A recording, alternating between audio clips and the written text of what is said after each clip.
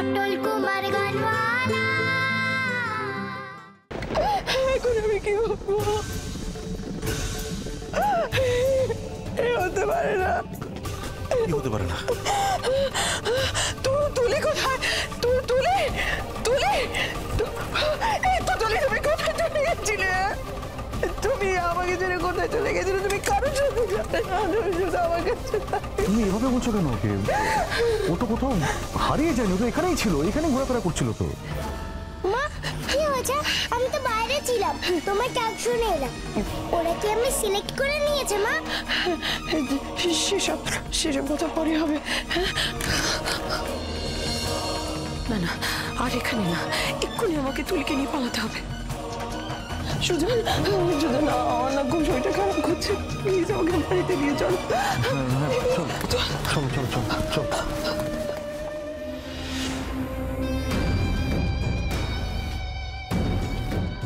পালিয়ে পার পাবে অদিতি? ওইভাবে কোনো কিছুই নিজের কাছে আঁকড়ে ধরে রাখতে পারবে না। সব তোমার মুঠো থেকে গলে যাবে, আর সেই ব্যবস্থা করব আমি। একবার, শুধু একবার পটেশ্বরী গানটা গাইতে শুরু করুক, ব্যাস। গান গাই তো, গান গাইতে ওই বাড়িতে কোনো মানা নেই। মন প্রাণ খুলে গান গাই। ওই বাড়ির দাদু খালি আমার গান শোনে।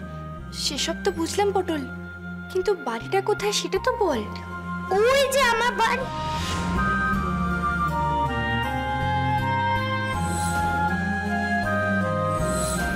দুধছাই, আমি কি অত চিনি?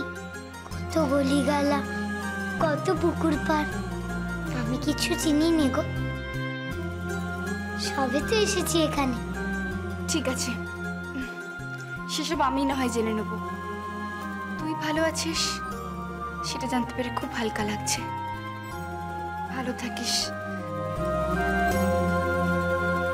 আমাকে তোমার কাছে থাকতে দাও না গো সইমা।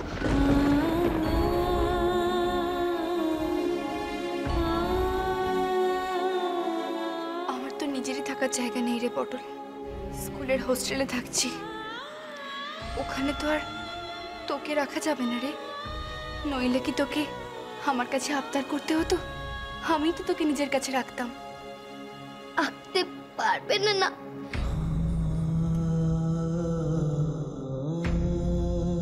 না রে, কিন্তু ভাবিস না, তোর সঙ্গে তো আমার দেখা হবে। তুই তো বললি তুই ভালো আছিস, ওরা তোকে ভালোবাসে। দাদু খুব ভালোবাসে। শুধু দাদুর কথাই কেন বলছিস রে?